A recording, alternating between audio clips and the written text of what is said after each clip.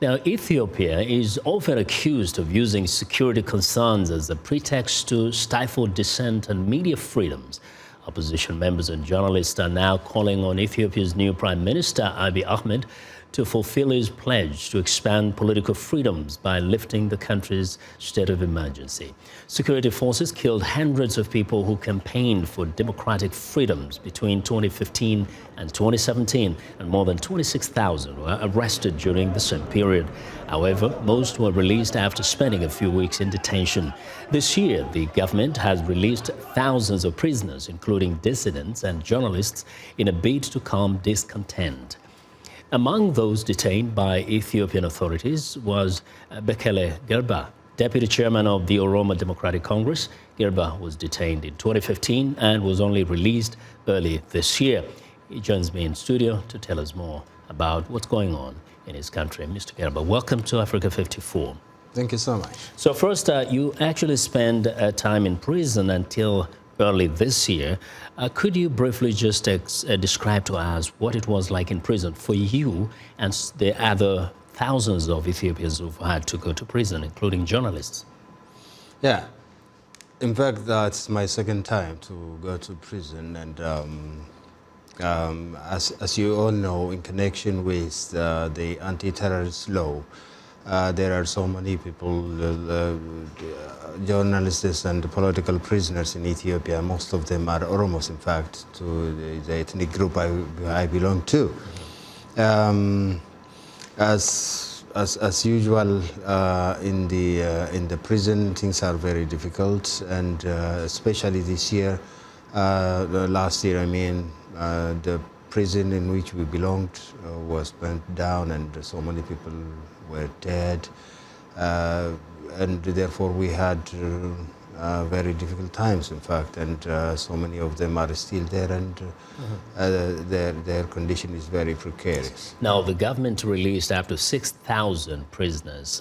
Is that an indication and hope that perhaps the government and Prime Minister Abiy might actually be kind of changing their approach?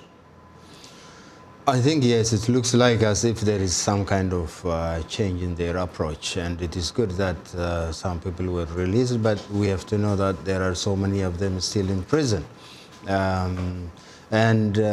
What is very important is not the release of the prisoners only, but what measures have been taken after the release. And for example, we were not able to go to our constituencies and meet the people, and we were not free still to meet the people, and freedom of assembly is still jeopardized. So what is the issue? What is it that is making the Ethiopian government so jittery about opposition members like you and even journalists, such that it has to unleash this ruthlessness?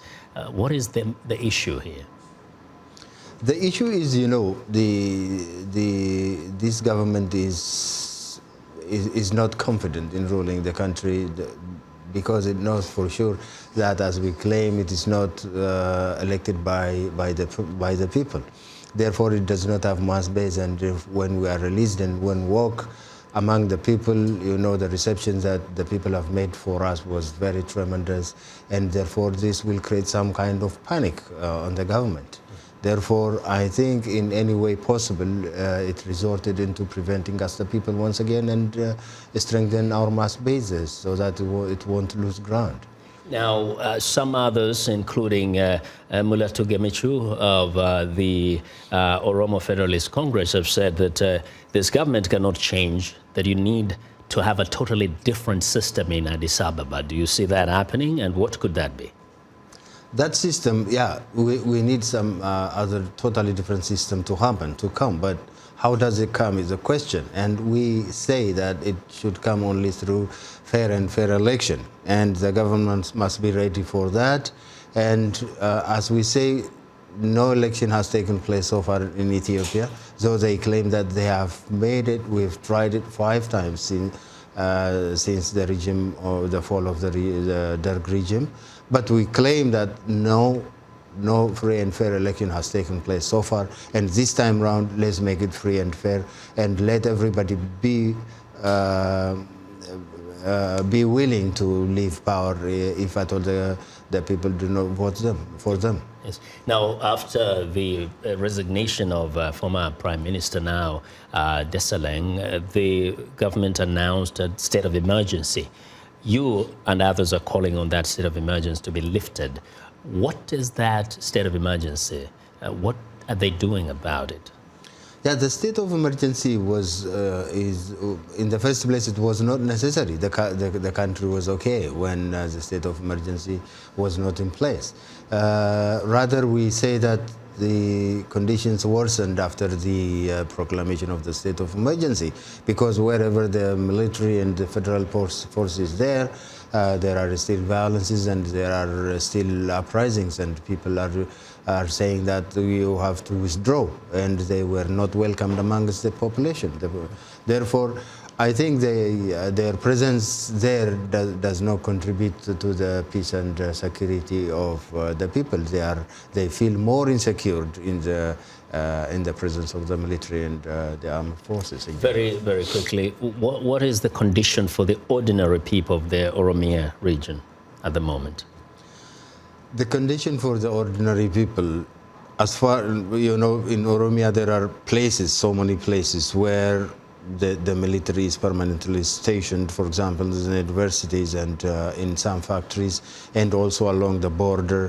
Wherever the military, wherever there is a military or police presence, the people do not feel insecure still, and they are asking incessantly for the lifting of the state of emergency, and also for going to barrack for the armies. Mm-hmm. Well, I want to thank you very much, Mr. Gerba. We do appreciate your thank you so much. Perspective. Yeah. Thank you. Yeah.